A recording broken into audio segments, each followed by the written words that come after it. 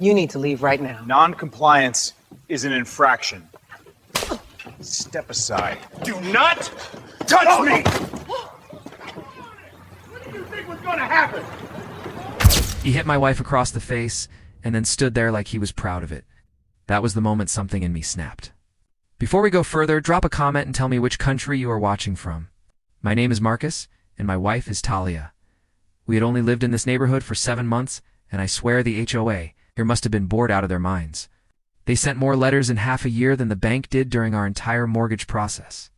Your grass is too green. Your fence is exactly half an inch too tall.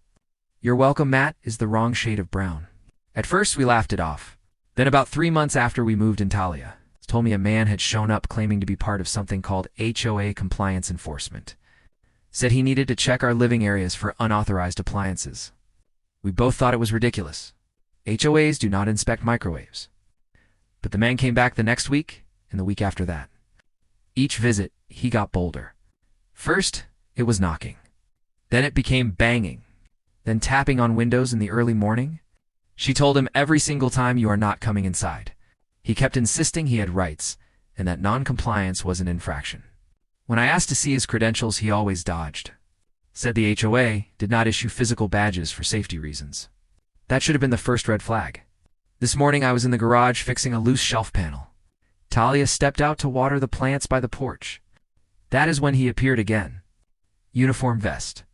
Fake confidence. She told him she was tired of this. Told him she had already reported his visits to the HOA office. Told him he was not coming inside. Not today. Not ever. That is when he snapped. I did not hear the whole exchange. I only heard her voice rise, then a startled, "Do not touch me," and then the hard, sickening smack of his hand across her cheek. By the time I got around the corner, she was clutching her face with tears in her eyes, and he stood there like he was proud of himself. He did not even flinch when he saw me.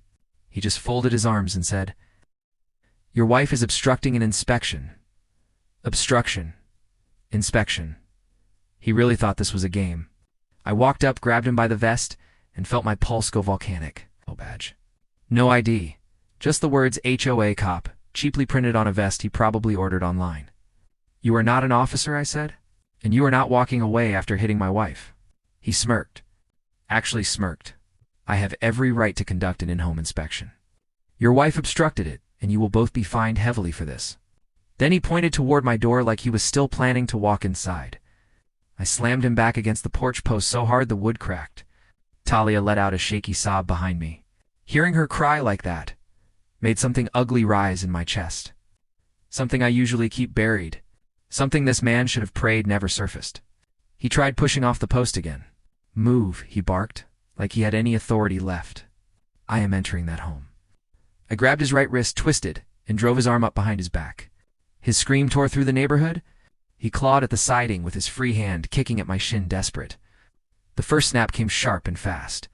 His knees buckled, and he collapsed onto them, gasping, shaking. He tried to yank his other arm free, but his panic made him sloppy.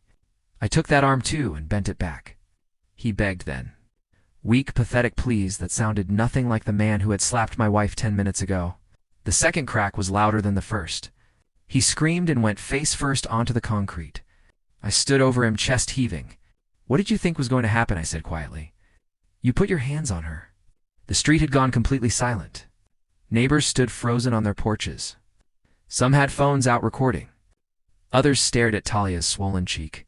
Then 3 HOA board members came rushing down the sidewalk like rats abandoning a ship. Their eyes went wide when they saw their enforcer face down on my porch with both arms bent the wrong way. "Marcus, stop," one shouted. "He is one of ours. He is authorized." "Authorized to hit my wife," I said. "Authorized to force his way into my home." They crouched beside him, but none came near me. One grabbed his phone with shaking fingers. "We need an ambulance. And police." "Good," I said. "Call everyone. Let them see exactly what your hired thug has been doing here for 3 months." Police sirens echoed down the street faster than I expected. 2 officers stepped out, hands near their holsters, eyes moving between the crowd. Talia's bruised cheek and the man on my porch. Before the HOA board could open their mouths, they pointed at me like synchronized snakes. He attacked our officer. He broke both his arms. "Arrest him." I just raised my hand toward the door. Before you listen to anyone, I said calmly, I want to show you something. I pulled up the Ring camera footage on the TV and rewound 5 minutes. There it was in full clarity. The slap, the shove. The moment he tried to force his way through the door, the room went silent except for the audio. The first officer exhaled slowly. Well, that answers that.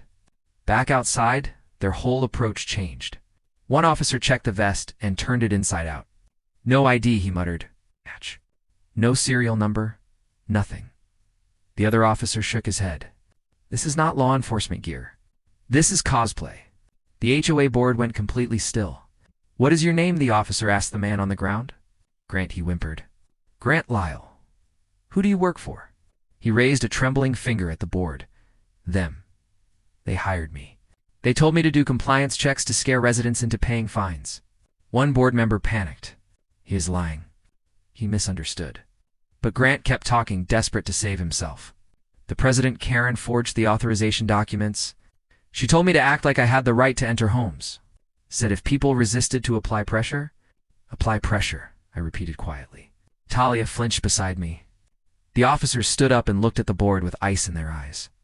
Everyone involved in this operation is coming with us. Fraud, criminal, impersonation, assault, harassment. The detectives will sort the full list of charges.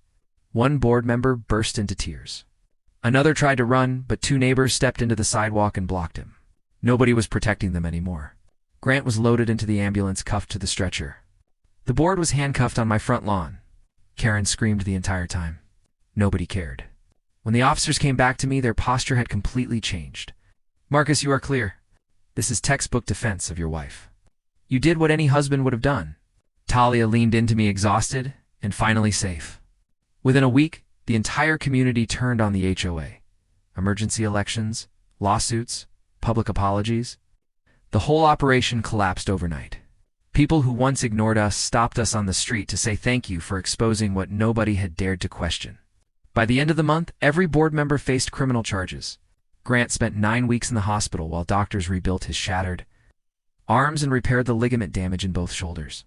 The moment he was stable enough to stand before a judge, he received 6 years in state prison and a $25,000 fine for impersonation, assault, and attempted home invasion. As for me, I looked at Talia one night, brushed her cheek gently, and made her a promise. No one will ever touch you again. Not while I am breathing. If this story hit different, smash that like button, subscribe, and drop a comment below. Did I do the right thing, or did I do what any husband would have done? What would you have done in my place?